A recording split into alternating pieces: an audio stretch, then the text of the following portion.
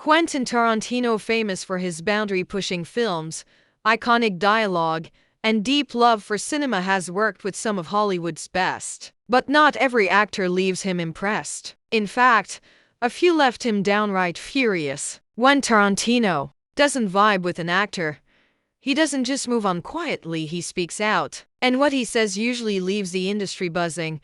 Bruce Willis might be an action legend, but working with him was reportedly no walk in the park. During Pulp Fiction, Tarantino felt that Willis wasn't fully present or receptive to direction. He criticized Willis's use of pre-recorded dialogue that lacked emotional weight, saying it sounded like a celebrity reading lines, not a character in the moment. For a director who demands intensity and raw energy, this was a deal breaker. Then there's Jean-Claude Van Damme, the martial arts superstar with a devoted fan base. You'd think Tarantino, who adores classic kung fu flicks, would appreciate Van Damme's style. But not quite. Tarantino saw Van Damme as too flashy, too commercialized. He felt the performances lacked the grounded authenticity he expects from fight scenes. In his eyes, Van Damme's moves looked like they belonged in a toy commercial, not a film with heart.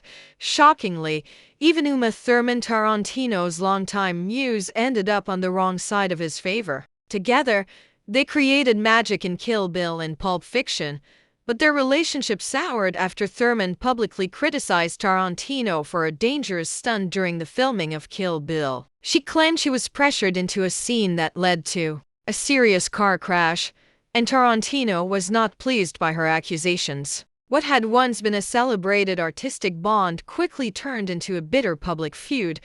You might not expect Tarantino to throw shade at a legend like Sidney Poitier, but he did. While he respected Poitier's influence, he argued that the actors' performances were sometimes too polished to clean. Tarantino prefers characters who feel flawed, unpredictable, even messy. In his view, a perfect performance isn't always a powerful one. He wanted grit, not grace. Perhaps the most surprising of all was his criticism of Jack Nicholson. Most consider Nicholson untouchable, a Hollywood god. But Tarantino wasn't impressed by Nicholson's performance in The Passenger. He called it overblown and unfocused, claiming it lacked the control that great acting requires. He saw Nicholson's approach as veering too far into chaos, losing the essence of the character. To Tarantino, that wasn't brilliance, it was just noise. But there's a deeper reason behind Tarantino's harsh critiques. He doesn't necessarily hate these actors as people. He dislikes when performances feel fake,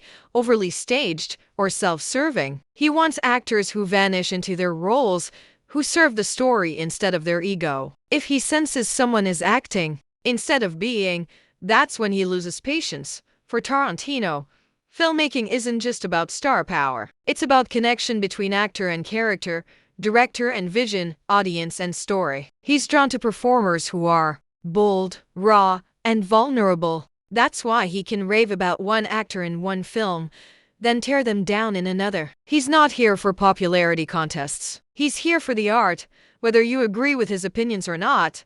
One thing's certain, Quentin Tarantino isn't afraid to speak his truth. And when he does, Hollywood listens. Because love him or hate him, he's a filmmaker who's never been afraid to call it exactly how he sees it.